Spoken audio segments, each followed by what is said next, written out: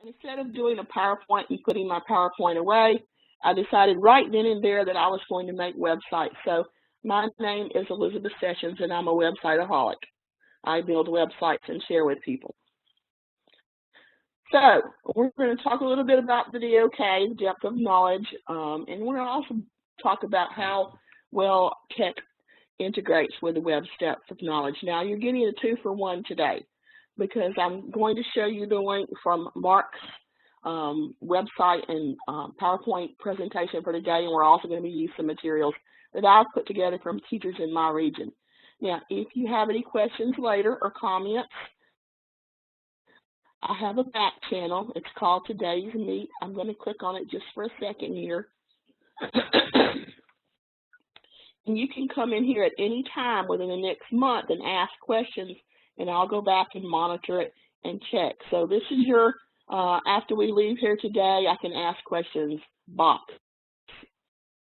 So I'm available to you not only this afternoon, but after we leave here today. So hopefully most of you are familiar with web's depth of knowledge levels and how we want to teach at the top, those levels 3s and 4s. And we're all looking for new ways to use these levels 3s and 4s in our classrooms.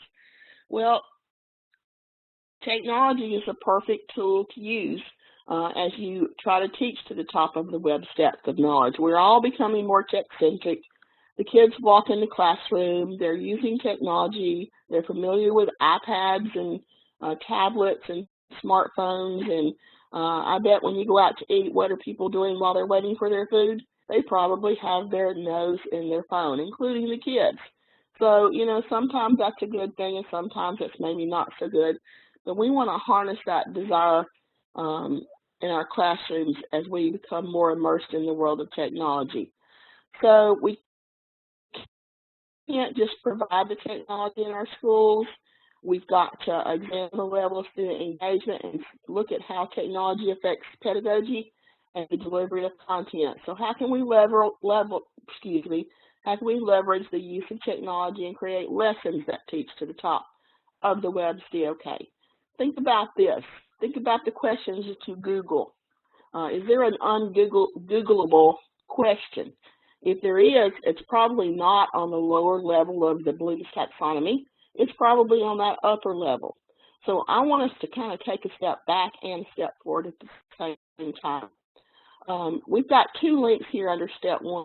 We're going to go through a couple of steps here in designing a technology embedded lesson that teaches to the top of the web's DOK.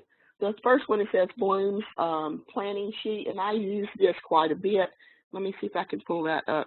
Here we go. And you have a link to this, and I'm saying you have to take a step back because you really do, when you first look at that DOK and the levels, I like the words here, but they leave a lot for interpretation, and I think that's probably where we kind of get in trouble just a little bit. We forget about these suggestions at the bottom, and it's when we go back and we look at what we already know, like your Bloom's taxonomy of learning, and you think about the verbs, but you don't just depend on the verbs, and you think about your outcomes, that you actually see and understand how to use this web's depth of knowledge matrix. So we can't just look at the web's depth of knowledge matrix. We've got to think about where we are with the Bloom's taxonomy and kind of, you know, design from there. So let me get back where I was. Hang on. I'm lost already this afternoon.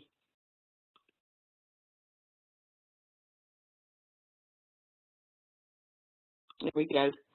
All right, so what I want you to do is, if you could, go ahead and open these up and take a look at them.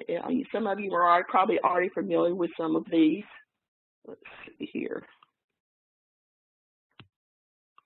This is one of my favorite web pages to share. You can actually download this as a PDF file, and you can save it on your own computer to pull it back up as you try to design things that teach to the top of that web's DOK.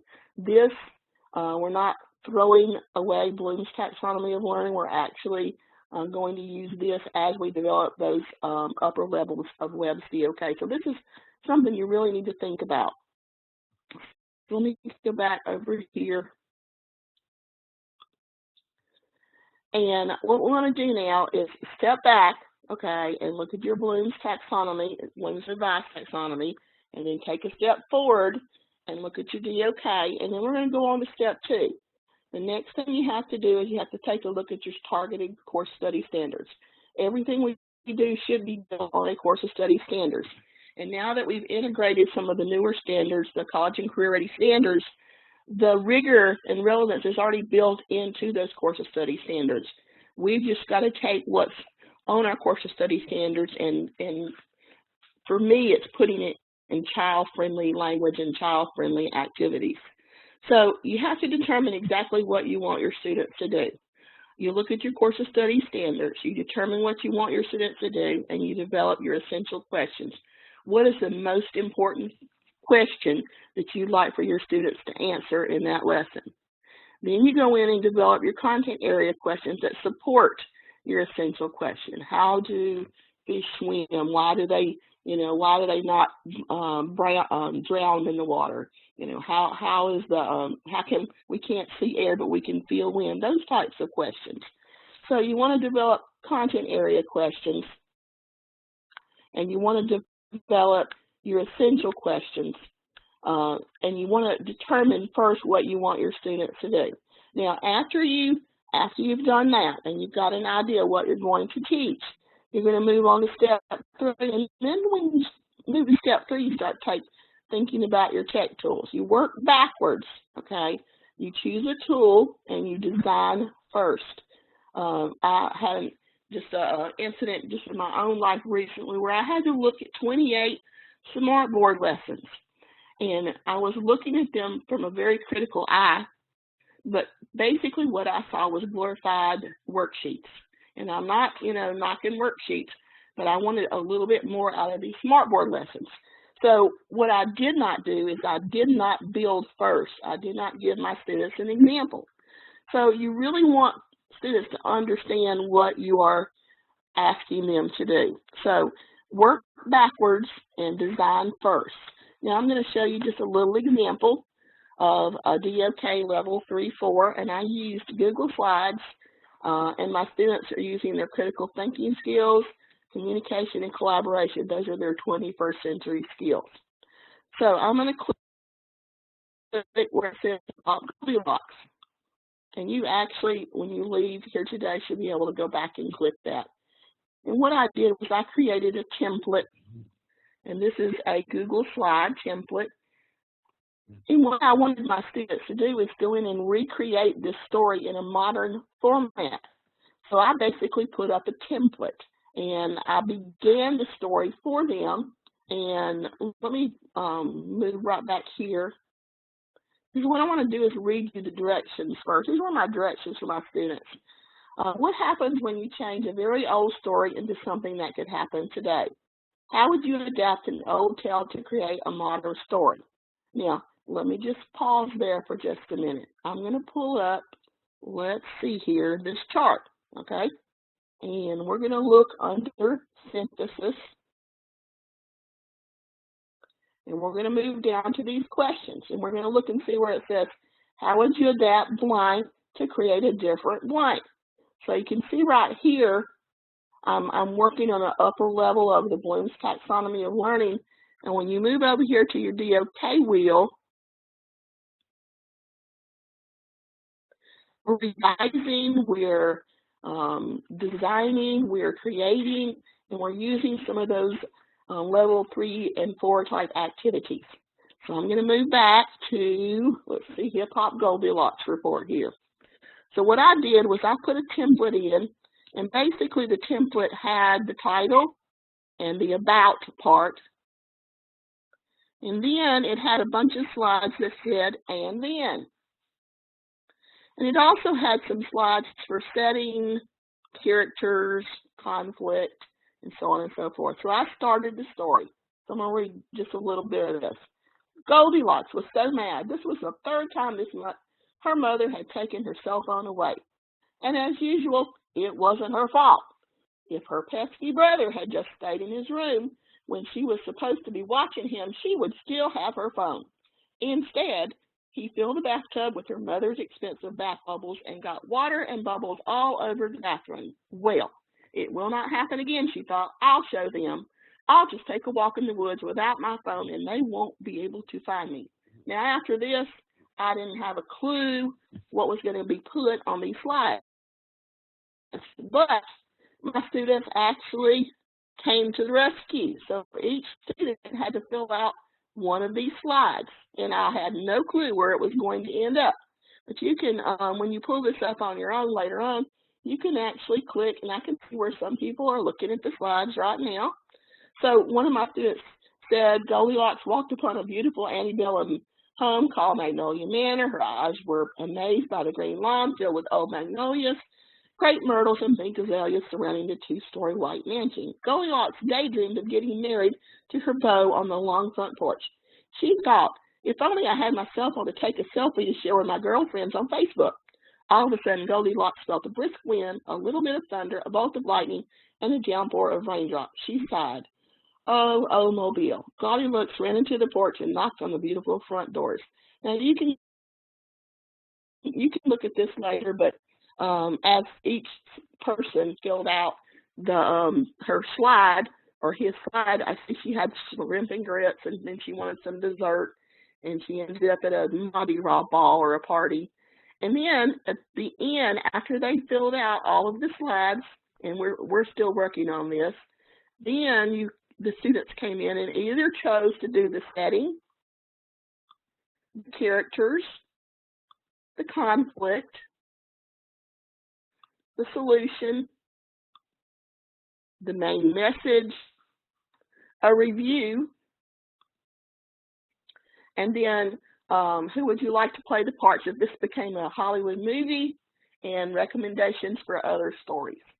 So we've actually taken something, an old fairy tale, and we've turned this into something else, and we used our higher level thinking skills as we revised an old tale and adapted it to create something different. So that's just one example. You know, you can do many different things with your levels 3 or 4. It's not the technology, it's how the teacher uses technology. Always remember, when you have students use the 4 C's, communication, collaboration, creativity, and critical thinking, that's half the battle there.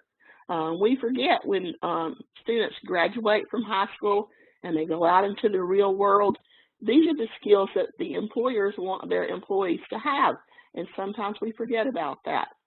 Now, below you're going to see just a little graphic, and I like, if you've heard of the SAMR model, I like the SAMR model, but the problem is sometimes you can have a tool maybe on the upper level of SAMR model, and you can still use it as a lower level on the SAMR model. So I like to say it's not the tool, once again, it's how the teacher uses the tool. Now, I'm going to come back to this challenge in just a few minutes today, but I wanted to give you some ideas and resources that are open-ended resources to use with your DOK lessons using tech. So, this is your 2 for today. Here's the Mark Coleman site, and this is his presentation from AETC last year, okay? And he's got a little presentation at the top, but he also has a lot of tools at the bottom. Now, I'm not going to pretend to be Mark today, and I'm not going to go through his presentation, but not only do you get what we're doing today, but you can go back and visit some of Mark's resources. So, let's think about some tools, and these are just random tools. These are not all my tools. This is a short list. I'm going to show you the long list before we leave here today. I want you to be thinking about, though, how you could use these tools to teach to the top of the web's depth of knowledge. So I'm going to just, let me start with, here I'll start with one that's really easy. And if you're on the website, you can do the same thing too. It's called Make Believe Comics. And it's just a simple comic creator. Lots of fun for the students, but super easy to use. So it may take just a few minutes to load, but once you load it up, You can just click here to enter. And if you remember, back in the day, we had to fold a piece of paper into squares and then draw lines and make our comic book panel. Well, you don't have to do that today. If you're using a device like a Chromebook or an iPad or some sort of tablet, this actually comes in the form of an app. You can also download this. You can print it up. You can email it to someone. Now, what you would do, and mine's still loading right now, but you could click and choose a background or a prop or an object. And if you use the little arrows that go from side to side,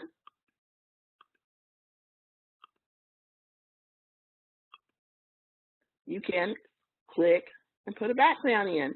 You can also choose words or objects. So now you're going to come in here and you're going to choose a character. And you can change the character once again with the arrows.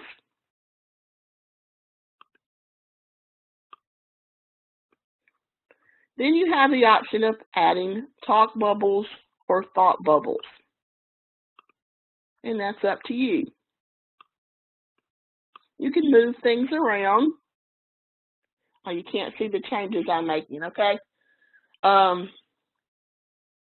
If you want to open this up yourself, and I'll direct you when we go back to another tool if you'd like to try this.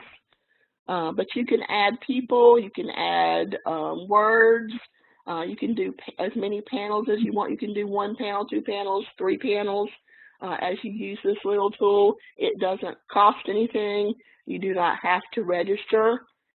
It's free and it's really easy for students to use. So how can you make this into a level 3 or 4 DOK? Let's go back. I'm going to pull up the DOK wheel slide here, okay? So I could design a cartoon panel that just demonstrates that I know my vocabulary words. So that's why I'm hesitant to assign a tool to a particular level, okay?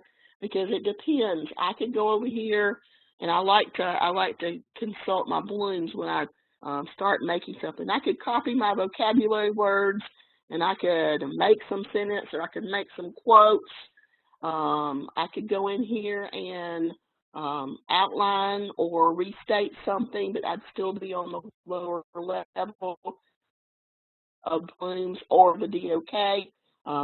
But when I move over here and I predict or argue, that's a good one. An argue is a good one to use for a cartoon panel. I could disprove something. I could compare something. Think about the American Revolution. How did the Revolutionary Army convince people to join their army? Or if you were a Tory, how could you convince someone to stay loyal to the British Crown? These are great open tools that can be used with any content. So that's why I kind of like to show some of these types of tools. Now I'm going to just go ahead and skip back to my website. Let me close this one out. And I want you to be thinking of some ideas of how you could use that tool. And let's see here. I'm going to move to, this is one of my favorites, PhotoBusy. Love PhotoBusy. This is how I make my Christmas cards every year. But it's a great thing for students to use. So while it's loading up, it's actually a collage creator, and you can use it with photos from cameras, or you can use this with photos that you get from your the website or any website. And I'm going to show you a good search engine in just a few minutes. So what I'm going to do is I hope you can see as I'm scrolling through the page, and I'm just going to choose a design. Let's see here. Here, I'll just choose this one. And it loads up a collage design. You could have your students find pictures first. You can add pictures. You can add text. You can change your background, and this is loading very slowly. You can change your background. You can actually use a photo in the background. Once again, you need to think about your DOK levels and what you're asking your students to do. What are you asking them to design, or what are you asking them to change or predict or plan or appraise or argue or convince with whatever product that you're wanting to use? So let me see if I can go back and find that again. Here's Goldilocks. There we go. Almost ready for us. I apologize, my internet's a little slow. I live at the end of the internet, literally. So if you have CenturyLink, I apologize because that's what I'm using right now. All right, anyway, you can go in and add your photos. So you would have your students save their photos on their computer or their device, whatever device they're using. Remember, this comes in the form of an app. And my poor family, I apologize to them I'm going to apologize to them one day. I'm just going to choose some random pictures, and there you go. You get to see them, and you can go in and add shapes and text, and here's where your literacy comes in, and you can change your background, and when you finish, you just click continue, and it prepares it, and you simply download it and save it on your computer. That simple. So now what I want you to do is I want you to think about how you could use one of these level 3 or 4 on your web DOK, and how you could turn that into a level 3 or 4. You could use that to critique how people are, let's see here, solving the problem of pollution. Are they really solving the problem of pollution? Develop a logical argument, maybe critique something or analyze something. So this is a great way to get your students thinking and writing and creating. Really simple tool. You don't have to join. That's one of my criteria for a really great tool. And you don't have to put a password in. So let me just leave this page. I'm just going to pull up several more. And we'll just kind of scroll through here. Here's another super easy tool to use, and it's called Foti. I hope you've seen this one before. And it's a newspaper clipping generator. And you can click on it yourself if you'd like to try it out, because it's really easy. You go in and put in the name of a newspaper.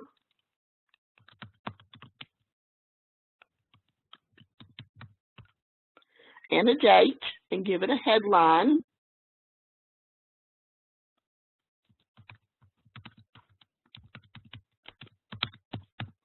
And then you start typing your story.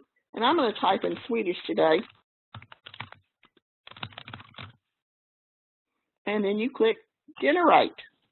Now what I recommend people do is you have your students type it on a Word document, and then you copy and paste it, and it will generate a newspaper clipping. Warning, this is not for the Magna Carta.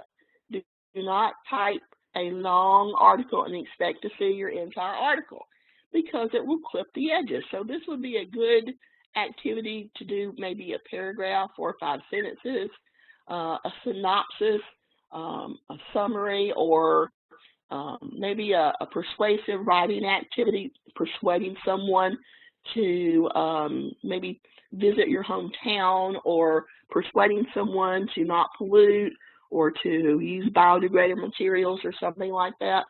So this is a really simple tool to use, easy. When you finish with it, you just click download your image, and you can download your image, and you can save it and print it out, and it looks great on a bulletin board. So it could be called the Revolutionary Times, or, you know, the Civil Rights Movement, or whatever you'd like to call your letter. We have a hard time sometimes getting our boys and girls to understand the past and why it's important. So when we do things like this, we bring the past into the future. So let me just close this one out.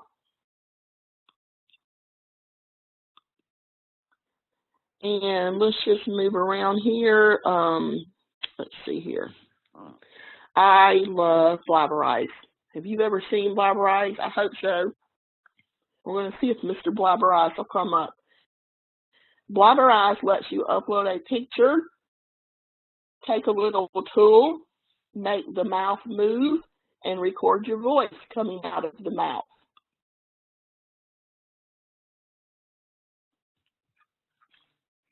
So we hope he's going to talk today.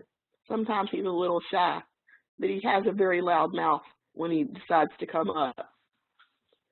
So we're waiting patiently for Blabberize to come up. When we leave here today, you can go back to my website, and that webpage will always be there. Welcome to Blabberize.com, the only internet site that you can upload a picture, select the mouse on that picture, and then record some sound. And this is when we get crazy. We make that picture talk to the sound. A talking picture. I'm not kidding. This is real. Okay? When we show it to people for the first time, they hear a boom inside their head. They are so amazed. They are like, hey, I just heard a boom inside my head. And I'm like, yeah, that's right, buddy. That's us blowing your mind, okay? You better believe it.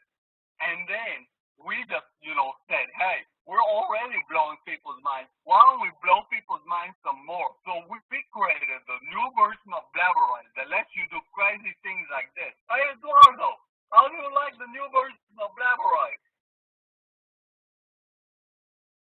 Last week, I was the biggest loser at school. So I'm Blabberize. All right. Friends. That's Now, enough.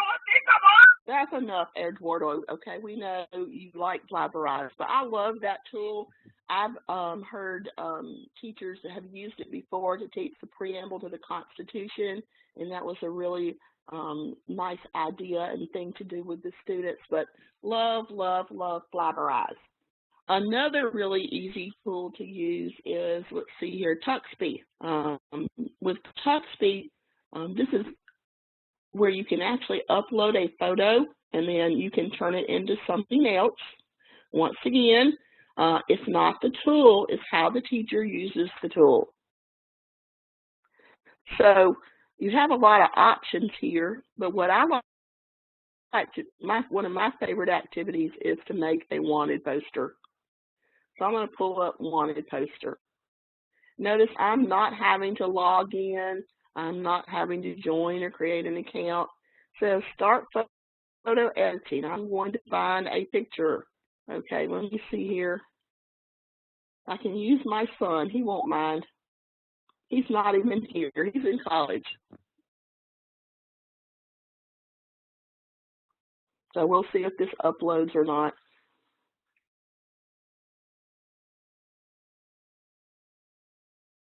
And if it takes too long, we'll just stop. But what I'll tell you is you can change the poster. You can change the words. You can change the pictures. You can put in whatever you'd like. Kids will do anything to get their face on a wanted poster. So let's see if Mr. Ryan's going to come up. Yes, he's going to come up sideways. I need to go back and edit my picture. Anyway, I'm not going to do that right now, but I can change the wording. I can change the text, and I can update, and I can also go in and change my picture. So this is a great idea. What if George Washington had a wanted poster? What if King George had a wanted poster? Who would want King George? Who would want George Washington on a wanted poster? It makes your students think about things and from different perspectives. Once again, using those upper level DOK skills. So I'm just going to close this one out for right now. And let me close out a couple of my screens, okay? So let's look around here. And if you want to do a collaborative activity with students, this is a great little website to use, LetterPop.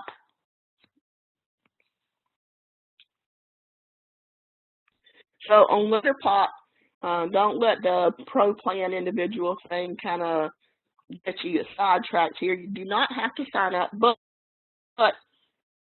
if you do sign up, you can upload your own pictures. And I have signed up before, and I've had students sign in with my account, so it wasn't really a problem. I just signed in on the student computer, and they could actually create a news letter. Sometimes it's a little difficult if you'll remember making things in Publisher, and it's hard to teach Publisher, but there are 301 templates on this website in different categories, and since it's getting to be fishing season, I'll see if I can pull up the fishing templates. Right now it's still a little slow. Here we go. Here's our fishing template. So I'm just going to pull up this one, and you simply click and drag and drop the template on the page. And then you would go in and put your title in, and you can put photos in, and you can type your text. So you could have different students collaborate and create a newsletter. You could have historical pictures from whatever time period, or you could even have a newsletter from a book. What if there were a newsletter about a particular book? You could have students take different parts and let there could be an article from the characters in the book. Now this is pretty cool because you can go in and add pages. These are savable, and when you publish this, it becomes a real live web page. So you can actually publish your LetterPop, and you would be able to take the address and put it on your teacher web page or your newsletter that goes home and share this with parents. So this is a great little project. You can give your newsletter a name. So I like this. It's great to use with students. Very creative. So this is called LetterPop. So I'm going to back up just a little bit and see what other things we can share today. Now remember, this is the short list. Two tools that I like to use for audio. One of them is called the Vocaroo. It's an online voice recorder. You can click and you can record your voice. So this would be a good way to record and save your voice. I'm going to try this. I'm not sure it's going to work here on our WebEx, but we'll see. You can also upload, but this would allow students to record something they had written. I'm going to allow, and testing, 1, 2, 3, testing. Let's see here, let's retry this one.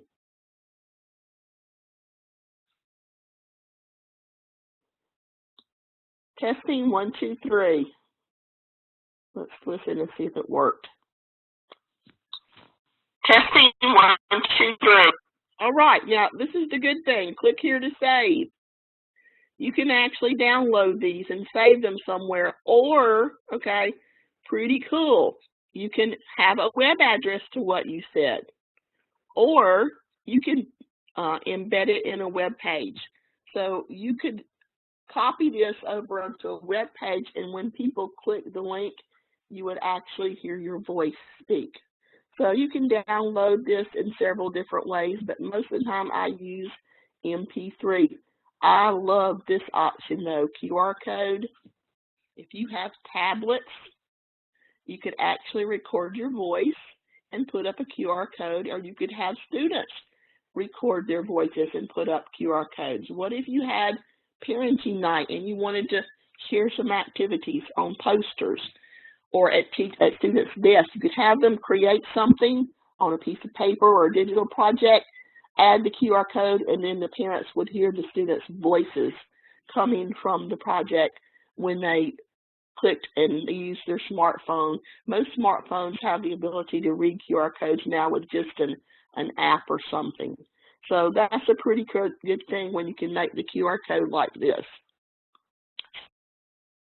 So I use this Vocaroo for recording voices and saving either in the form of a downloadable file or maybe a QR code or a link. The other one that I like to use is let's see here. Here's VoiceMe. Mark Coleman's link is on my webpage. So VoiceMe is a great tool to use with your English language learners, and you can enter text. So you can create an MP3. Not sure this is going to work, but we'll see. Hello. Hello. Okay, so you can enter text. You could use some persuasive text. You could use some expository or narrative text, and then you could create an MP3 to save. So I like to use this little tool when I'm not wanting to use my own voice. It makes kind of funny different voices. I'm going to look around here and let's see what else. Someone asked about the Mark Coleman site. It's right here at the top. Like I said, I don't like to assign a tool to a particular DOK level. So what I do is I like to show some tools because it's your great ideas that turns a tool into a level 1, 2, 3, or 4 on the DOK. Now, I'm going to show a couple more really quick, and then we're going to ask some questions. I'm sure most of you are probably familiar with Animoto. I used to be a big movie maker person when I worked on the older PCs, and then I got my MacBook and I started using the MacBook program. But if you're not really into photo editing, this is a great option because you can sign up for a free teacher account, and it will let you keep all the videos that you ever made in your account. And to create one, it lets you choose a template. Hopefully you're able to follow this on your own computer. And then you create a slideshow, not actually a slideshow, it makes a video. And you choose any of the designs. And once you choose a design, and the cool thing is when you set up your teacher account, you get 50 free student accounts. So it'll give you a password for your students when you create your teacher account. Not sure if this is going to actually play across the WebEx, but I'm going to pull one up real quick. I don't know. We'll just see. Oh, come on, Animoto.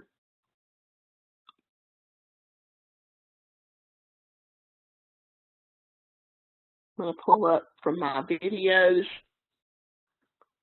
and you can see the literally hundreds and hundreds of videos that I've made in the past 10 years. I think I've been using this about 10 years. But you can always go in and play your video. It'll give you a hyperlink to your video, and you can download your videos. You can even download these videos. You can upload them actually into Movie Maker and put little short video clips from all your students together. Or you could make a CD and send home with the parents. Or you could just embed the videos on your teacher webpage. So one of my favorite go-to places for making videos with students in the classroom. So let me look around here. Now let me show you one thing. This is my short list. My long list of tools that you can use in your classroom would be, let's see here, can't even find it on my, here, more cool tools. This actually takes you to my original wiki that I made for sharing tools with teachers. You can click the links on the left-hand side and go visit the different pages for different free products to use in your classroom. If you click Clip Art and Photos, this is a link page to free photos and free clip art appropriate for classrooms.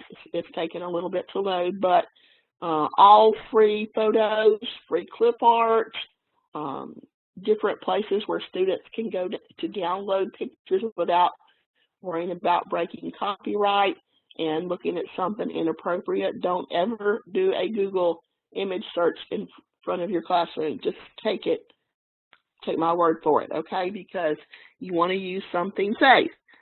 You can go to the publishing page and you'll see a lot of the things that we shared today. And they'll come up in just a minute. There's some ideas for using cameras.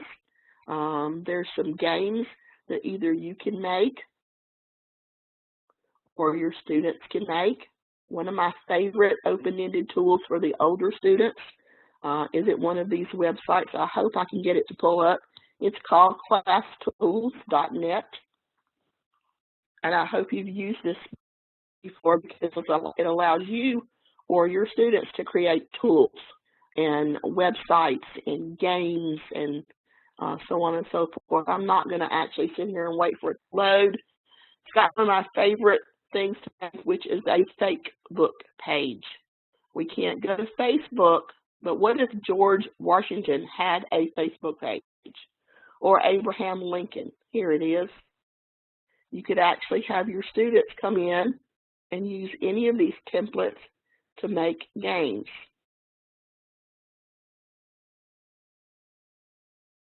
I've used this one quite a bit. It's an arcade game generator, and you copy and paste your questions in, and it creates an arcade game. Here's the fake book. When you have your students create a fake book, it's not like their buddies come and visit their fake book page and post on it. It's strictly a one-horse town.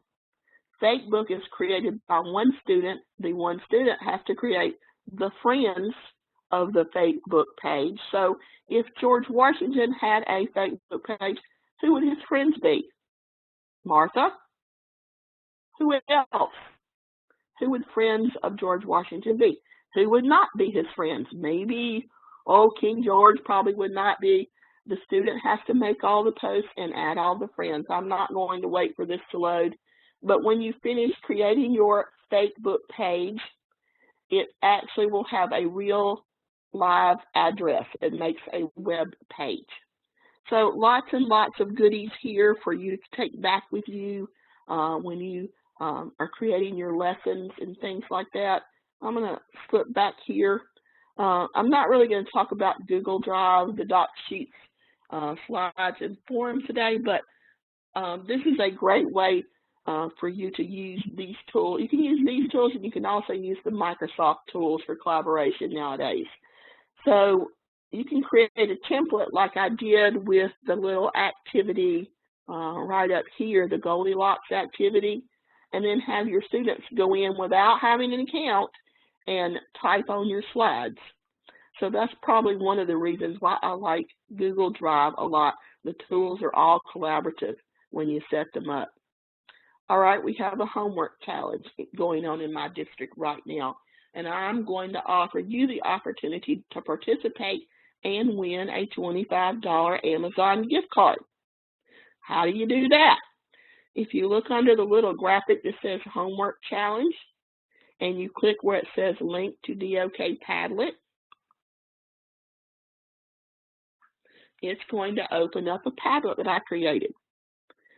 What you're going to do is you're going to share your ideas with me because I'm always looking for great ideas.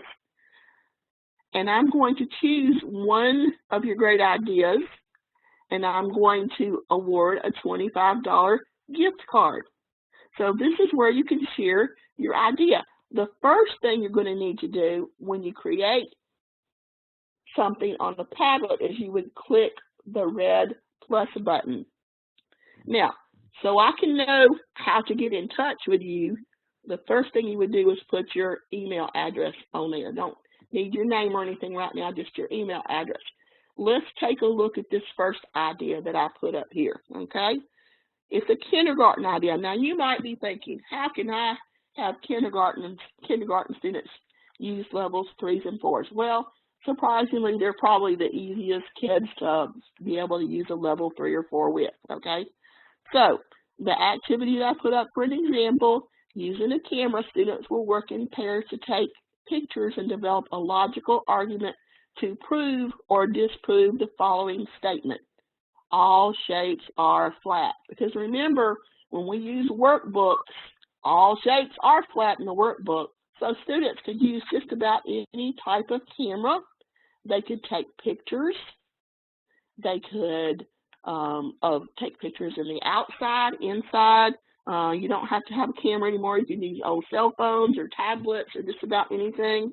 Now, after the students take the pictures, the teacher is going to upload them to a Google slide or a PowerPoint. The students then visit the classroom computer and collaborate with another student to construct an argument to prove or disprove that all shapes are flat. So we have a hypothesis here, a very simple hypothesis that students that are 4, 5, 6-year-olds can answer. So this is an idea of how you could use a technology tool to teach to the top of that web's DOK. I want you to think about this because this is your opportunity to win that $25 gift card that's being given away in my district. So I'm sharing with you this opportunity. So what you probably would need to do is think of an idea that you could use in your classroom. Find a course of study standard that you're going to be teaching. Take a look at maybe this Bloom's taxonomy chart, and take a look at your web's DOK.